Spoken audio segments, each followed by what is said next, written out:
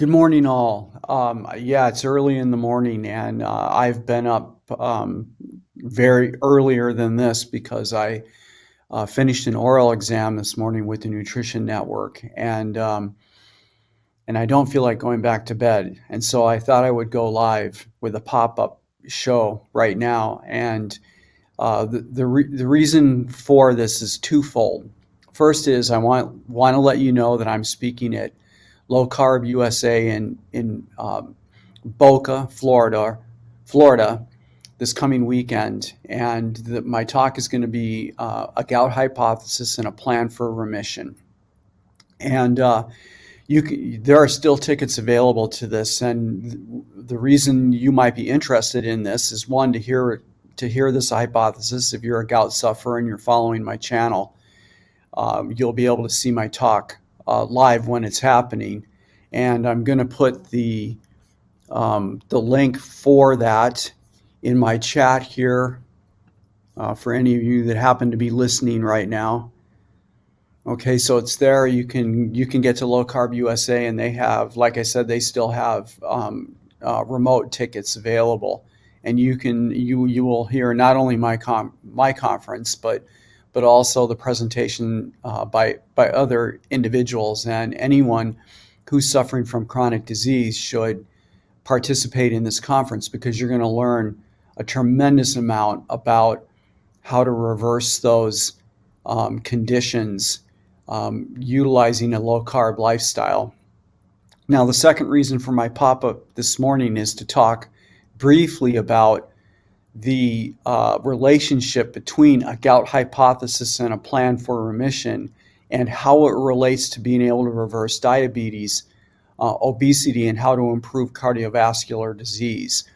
And the concept that I want to talk about, because this is the crucial thing, the concept that I want to describe here is called simultaneous excessive calories. And I know this sounds really, really complicated.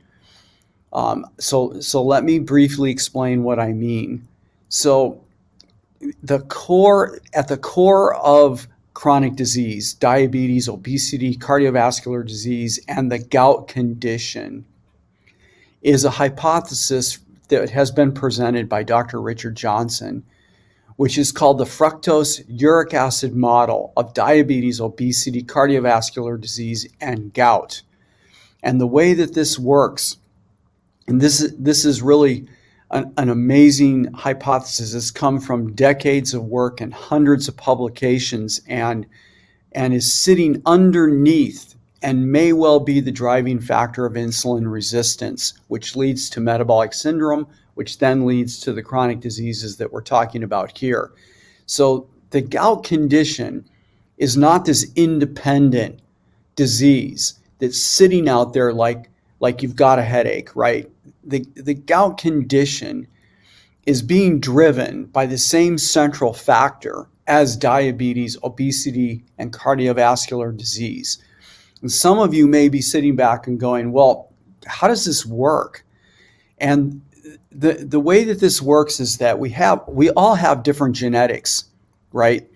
And what the genetics, the contribution of the genetics is approximately a 15% contribution. 85% of it is coming from basically what you put in your mouth, your nutritional platform, along with some other factors like exercise and so on.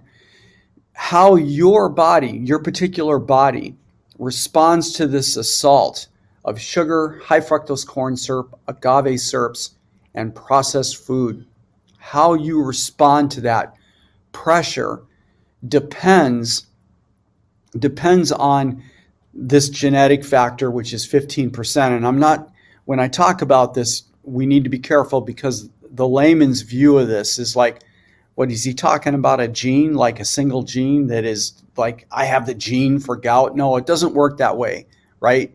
In humans, we have what are called gene families, lots of different genes that contribute to how we respond to our environment. And the environment I'm talking about here is our nutritional environment. Now, on the standard American diet, we have an issue which is called simultaneous excess of calories.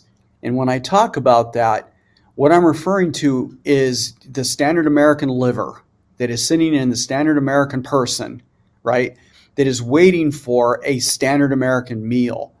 And in that meal, and quite often I talk about the classic example of somebody who goes in, who's going to have dinner, they go into a pizzeria, they order a couple of beers, they order a large sausage pizza, they order the cinnamon sticks with it, the sugar-coated cinnamon sticks with it, and then they order a loaded celery that's going to come with some kind of really heavy dressing that's on top of the salad.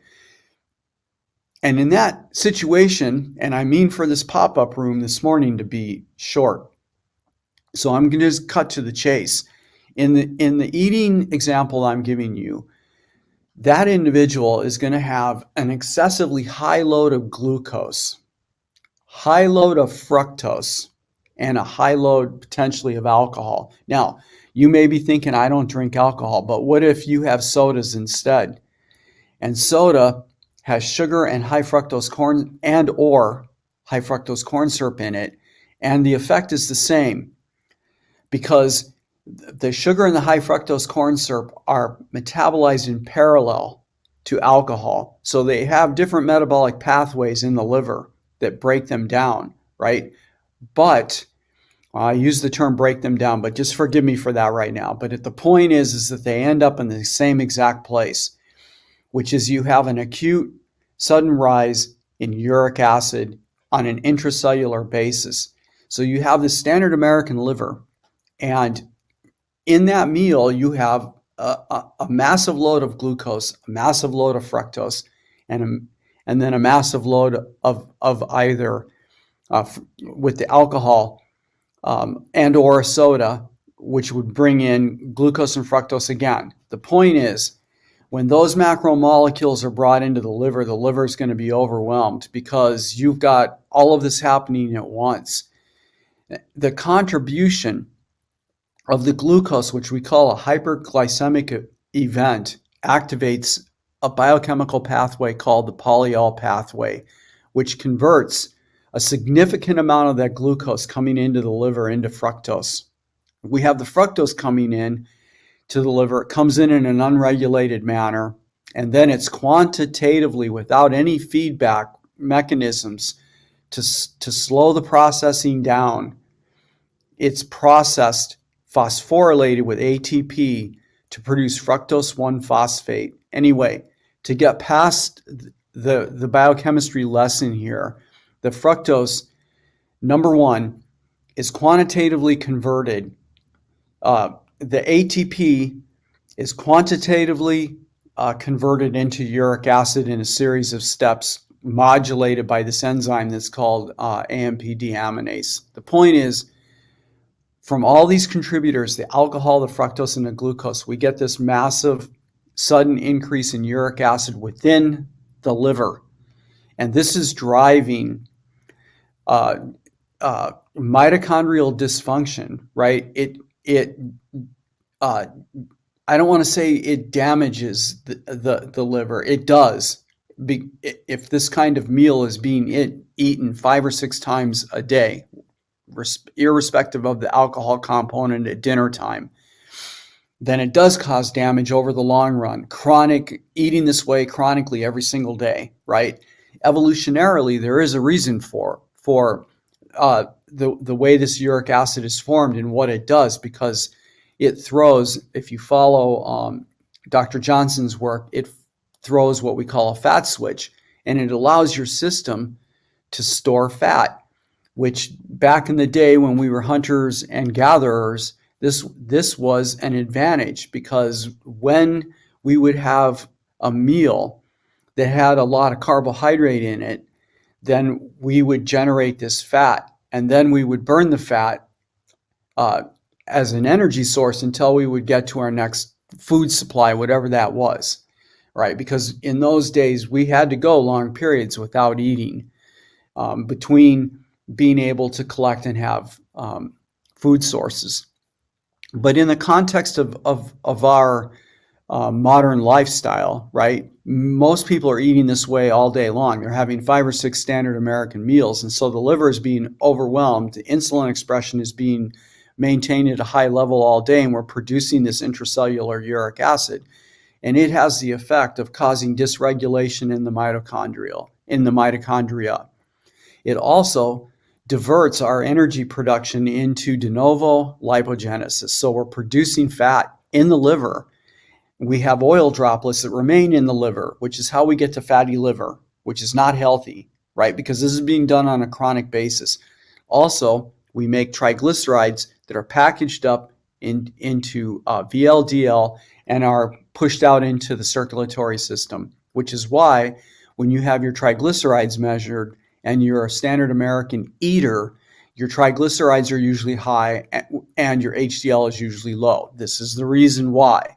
And then the third thing that's going on with the uric acid is that it is activating the systemic inflammatory response with the production of proteins, JNK1, which is a transcription factor, but it also is involved in the inflammation process, and also the cytokine IL-1 beta, which leads. So with all three of these things going on, this is what's driving metabolic syndrome, type 2 diabetes, obesity, cardiovascular disease, and of late on my channel, gout. So how do you reverse or put into remission these conditions? Number one, you need to stop eating sugar. All right. Table sugar is composed 50% by weight of glucose and fructose. You need to stop eating high fructose corn syrup. This is a mixture that has a higher percentage of fructose in it than it does glucose. And you need to stop eating agave syrups, which are really super bad. And they're marketed as being organic and natural this and good for you that. And the concentration of fructose in agave syrups is usually up around 80%. There's even some preparations of it based on the literature that push into the range of 90 and 95%. And then lastly, the processed food. And this includes restaurant food. You don't know how it's prepared.